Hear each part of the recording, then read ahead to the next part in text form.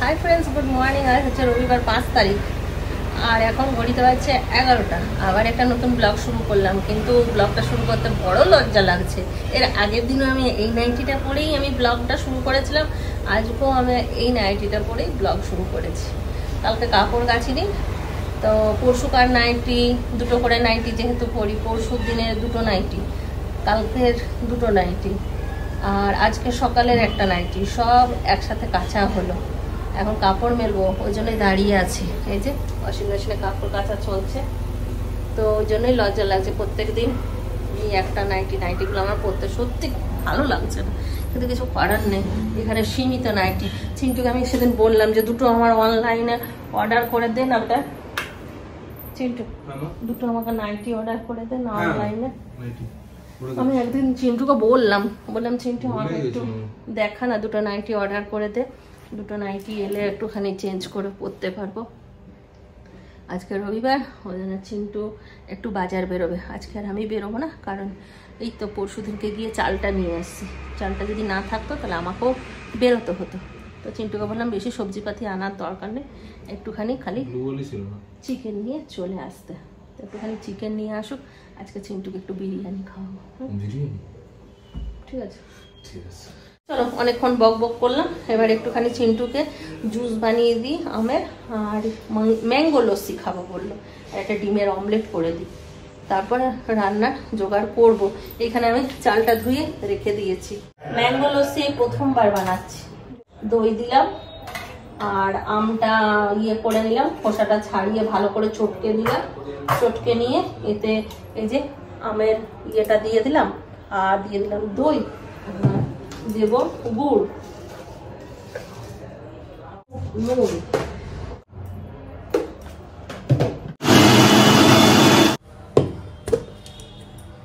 Ready mango lassi.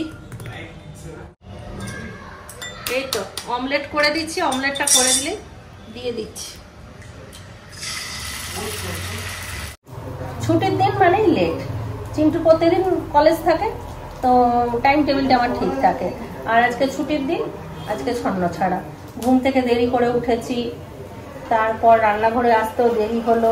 ঘুম থেকে উঠে আবার আমি কি করছিলাম জানো, এই যে আমলকি শিকাকায় পাউডার একটা আনা করিয়েছি, এটা রাতে ভিজিয়ে রেখেছিলাম। সকালবেলা এটা মাথায় দিয়ে কিছুক্ষণ বসতে হলো, তারপর স্নান করলাম, ওই জন্য দেরি হয়ে গেল আরো বেশি।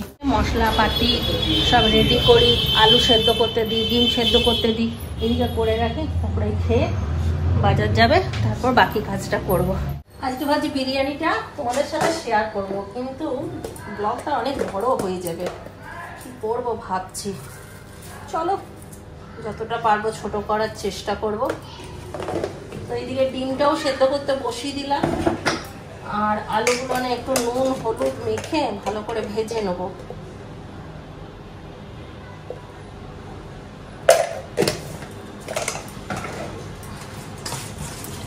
আলুটা ভাজার আগে পেঁয়াজ কেটে নেবো, একটুখানি বেরেস্তাটা বানিয়ে নিই।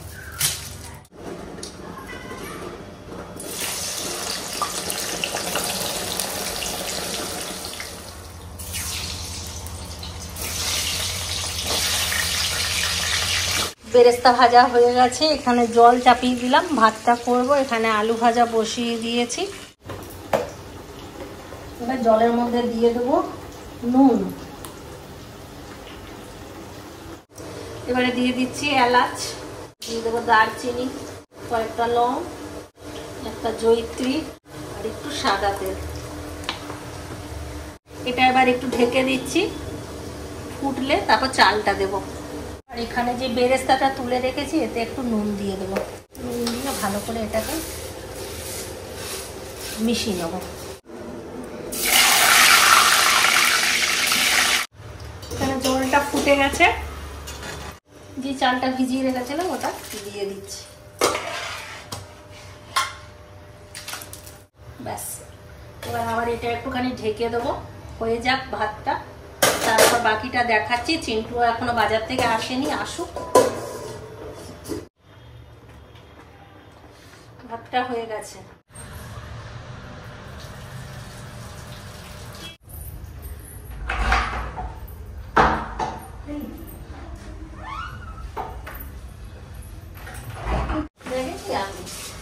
আলু টালু সব ব্যাগেই আছে। ওটা তো শুধু মাছ মাংস। বাপরে, এখানে পমফ্রেট মাছের কি দাম গো? পমফ্রেট নিয়ে দিলে? হ্যাঁ, দুটো নিয়েছি। কত দাম নিল? 700 টাকা। বাবা রে, তো দুটোর কত নিল? 700 টাকা নিল। দুটো? হ্যাঁ, 1 কিলোর তো। কি করতে আনতে গেলি তুই? আমি জানি না, আমি তো নিয়েছি আগে, তারপরে আমাকে বিল দিলে তখন দেখলাম। পাগল তুই একদম। দরকার থাকে তো বললাম চিংড়ি মাছ একটু নিয়ে চলে আসি, তো শুনিসই না। সব ধোয়াধুয়ির কাজ শেষ করলাম। এই যে চিংড়ি মাছ এনেছে আর পমফ্রেট মাছ এনেছে। পমফ্রেট মাছগুলো বেশ বড়, অনেকটাই বড় আর বেশ টাটকা। টাটকা তো নয় কিন্তু ফ্রেশ, একদম ফ্রেশ মাছ।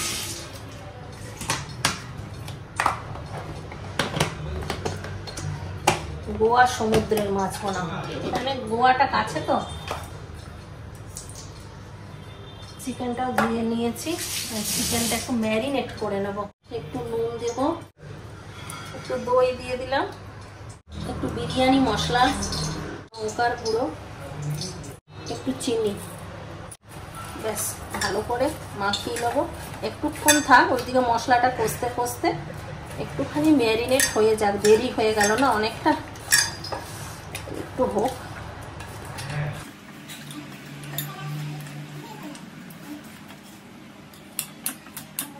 আর এইদিকে চিকেনটা কষা করার জন্য তেলটাই দিয়ে দিচ্ছি পেঁয়াজ,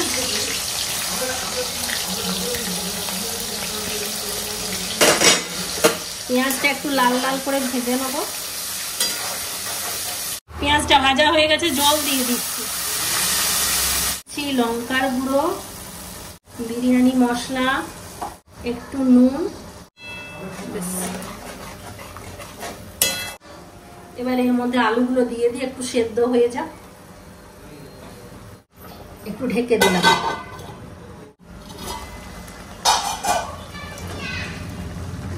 আলুটা সেদ্ধ হয়ে গেছে, এবার আলুগুলো তুলে নেব শুধু।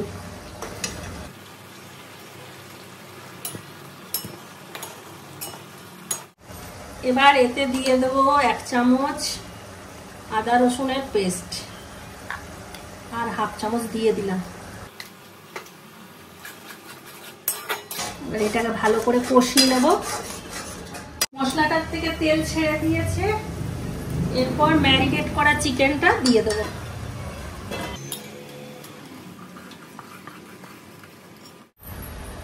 এবার বাটি ধোয়া জল দিয়ে ভালো করে নাড়াচাড়া করে এটাকে আবার ঢাকা দিয়ে দেবো।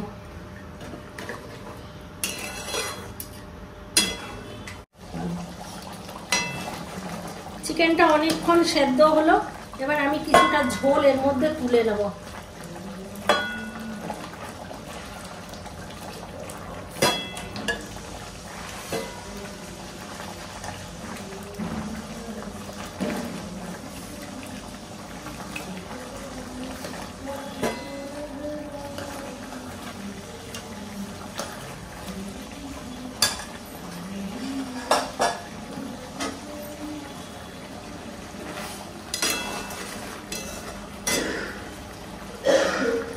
এর মধ্যে দিয়ে দিচ্ছি 1 চামচ ঘি।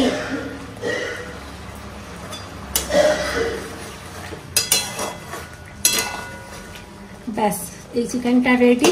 এবার আমি লেয়ারিংটা করে নেব। চলো এবার লেয়ারিংটা করে নিই। আর আমার তো বড় জায়গা নেই, আমাকে এই কুকারটাতেই করতে হবে। কুকারটাতে আমি চিকেন কষা করলাম, ওই জন্য কুকারের অবস্থাটা এই হয়ে আছে। প্রথমে যেটা করব, চিকেনটা দিয়ে দেবো আগে।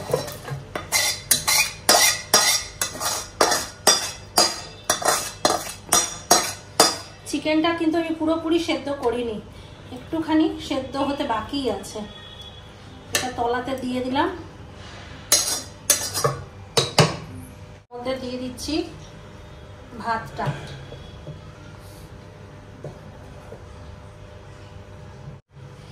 আর এইটা আমি তখন করে রেখেছি, আমি বলতে ভুলে গেছিলাম, এর মধ্যে আছে দুধ আর বিরিয়ানি মশলা, মিঠা আতর আর কেওড়া জল, সব একসঙ্গে মিক্স করে রেখে দিয়েছি। এটা দিয়ে দিচ্ছি।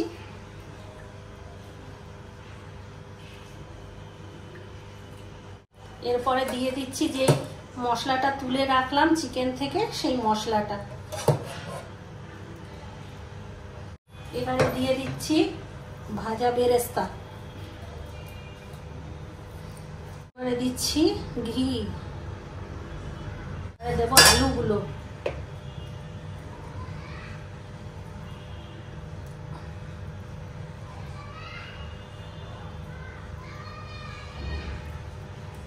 আবার দিয়ে দিচ্ছি চালের লেয়ার। এবার আবার আমি একই রকম ভাবে এই মশলাটা, মাংসের ঝোলটা, বেরেস্তা, ঘি আর ডিমগুলো দিয়ে দিচ্ছি। এবার দেবো আবার চালের লেয়ার। জায়গাটা আরেকটু বড় হলে ভালো হতো, কিন্তু কি করব, সেদিন ওই জন্য বললাম যে একটা নিয়ে আসি ডেকগুলো, তো চিন্টু বললো যে না এখন থাক, পরে আনা করিয়ে দেবো, এখন নিয়ে যাবো কি করে।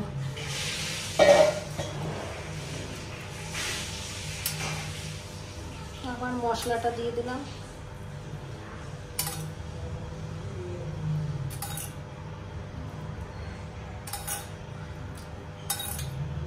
এর মধ্যে কিন্তু মিঠা আতর, কেওড়া জল সব দেওয়া আছে, আর বিরিয়ানি মশলাটাও দেওয়া আছে।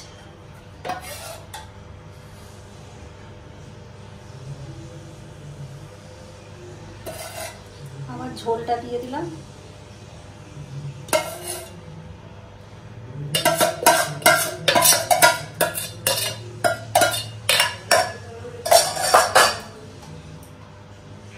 ঘি,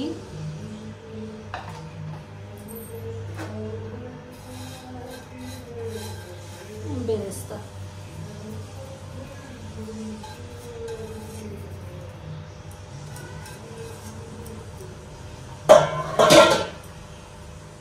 আর এখানে কি বলে ওটাকে, কেশর। এখানে কেশরটা দুধে ভিজিয়ে রেখে দিয়েছি, এটাও দিয়ে দিচ্ছি।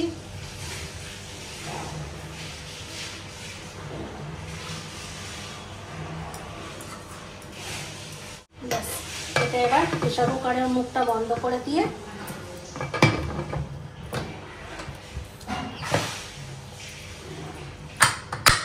এটা প্রথমে হাই ফ্লেমে দিয়ে দেবো কিছুক্ষণ, তারপর আঁচটা কম করে দেবো। কেমন আসছে না, কেউ রান্নার কড়াই ঠুকছে ঠাং। হ্যাঁ, আইসক্রিম না, বাদাম ভাজা। বাদাম ভাজা। মাঝে মাঝে আইসক্রিম ওয়ালাটাও আসে না, তুই বলছিলিস সে এটা আইসক্রিম, একদিন দেখলি।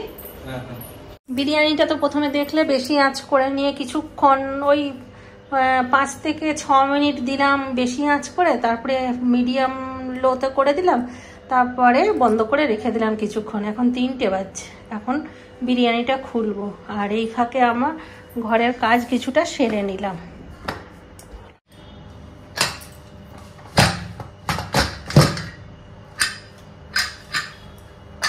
কিছুতে ঢেলে রাখি।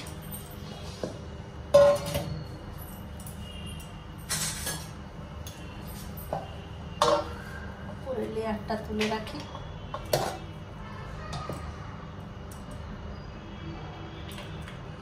চালটা দিচ্ছি, ঠিকই আছে।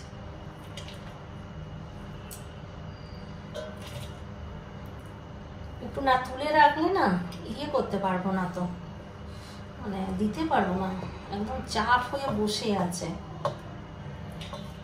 কিছুটা তুলে নিলে দিতে পারবো।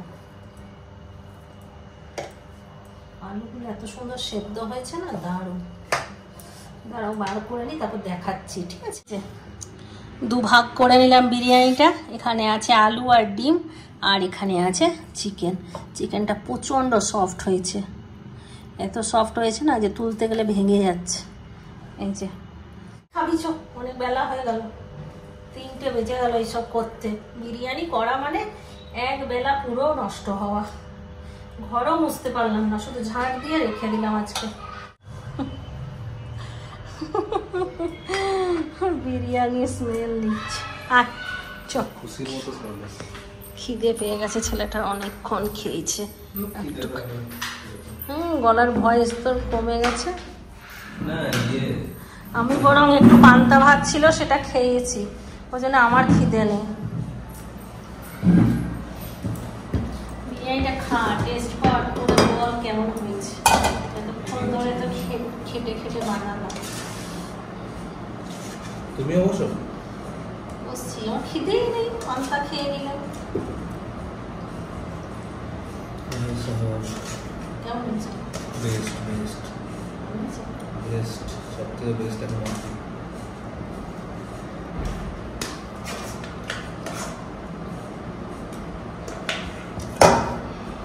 পেঁয়াজ খাবে?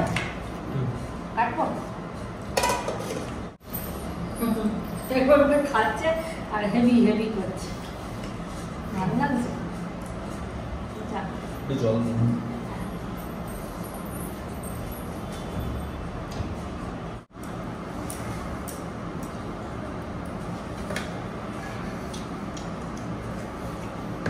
দেখি খেয়ে কেমন হয়েছে। ছেলে তো বলছে ভালো হয়েছে।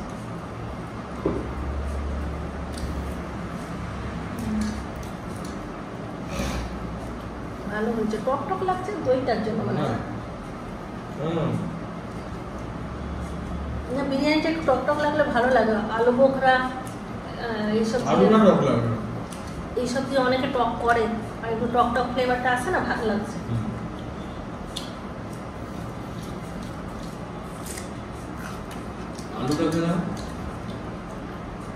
আলুটার টেস্টটা পুরো ওরকমই, যেমন তুই এই পিসটা নেই, এটা তোর পিস, আমাকে এই লেগটা দিয়ে দে। তোর জন্যই আলাদা মানে লেগটা দিয়ে দে।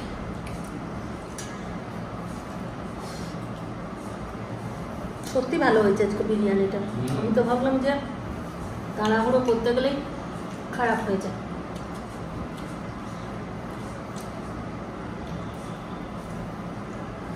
আলুটা কত সফট হয়েছে না? আলুটার টেস্টে ইয়ের মতো লাগছে, আলু নায়ক বিরিয়ানি হয়ে গেছে। আমার দোকানে নায়ক বিরিয়ানি আছে, তো এই নায়ক বিরিয়ানির যে চিকেন চাপটা বানায় না, দারুণ লাগে খেতে। মশলার সেন্টটা যা করে না। ক্রিমওয়ালা এসছে, আইসক্রিম খাবো।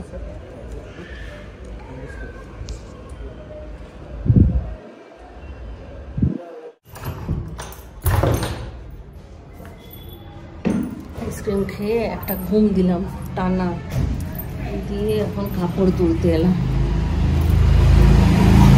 কটা বাজছে? 6:30 এখনো পর্যন্ত সন্ধ্যা হয়নি।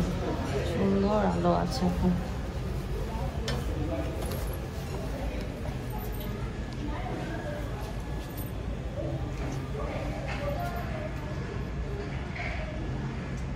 আইসক্রিম খেলাম, আর তারপরে চিন্টু পেজ এনে দিল অনেকগুলো। বললো অনেক লেখা বাকি আছে, মা একটু ওইগুলো লাইন টেনে দাও।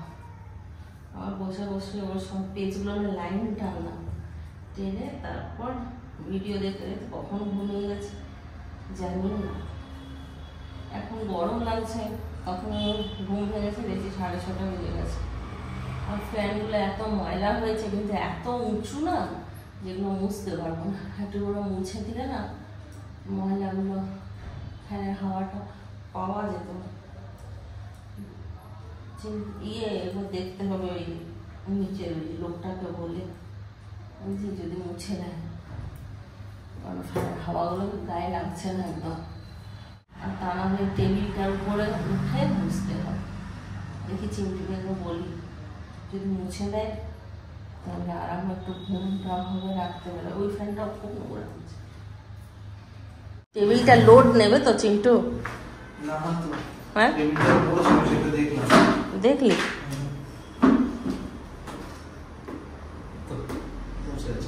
হ্যাঁ না পারবি না, আরেকটু লম্বা দেখ। হবে না হবে না। হ্যাঁ আমি দেখছি যদি বাইরে আছে, দাঁড়া চেয়ারটা দেখছি, দাঁড়া দাঁড়া দাঁড়া, চেয়ারটা রাখা থাকে এখানে, যদি আছে আমি নিয়ে আসছি।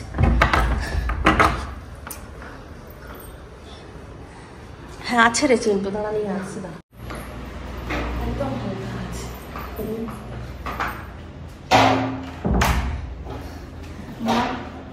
বাঙালিরা কি চেন্নাই যখন গেছি তখন হোটেল পরিষ্কার করে সেটা নেতা সব বাইরে রেখে দিত, কিন্তু আমাদের তো ওই পরিষ্কার হতো না, ও তো আমরা ওই ঝেঁটা মেটা নিয়ে আবার চলে আসতাম, এসে নিয়ে আবার নিজেরা ঘর পরিষ্কার করতাম। ওঠ, ঠিক আছে বলবো না, কিছু করতে না, আমি ব্যালেন্স করতে পারছি না। দেখ ওই কাজটা হচ্ছে না, ব্যালেন্স হচ্ছে না, নিচে কিছু রাখো, নিচে কিছু একটা রাখো, কি রাখবো, ব্যালেন্স হচ্ছে না, কিছু একটা রাখো, চটিও কিছু যেটা কে তো ওরা এত সুন্দর নয়, ওরা তো চাপে কি সুন্দর, কোন দিকটাতে রাখবো বুঝতে উঁচু নিচু আছে, ওদিকটা দেখ। নে এরকম করে দেখ, নে ওঠ, কেমন? দেখ এরকম করে,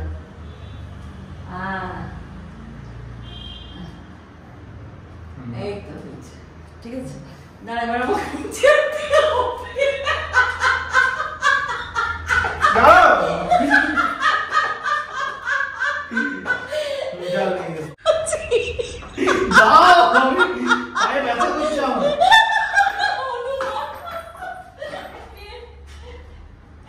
ও বাবারে বাবারে, নে ধর ভালো করে, আমি বলছি একটা চেক করে দাও। ওরে কি দিল আমার? বলো না কেন?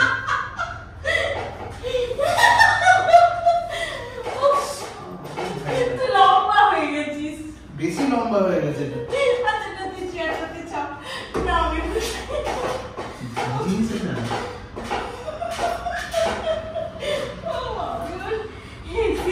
পেট ছিঁড়ে গেল।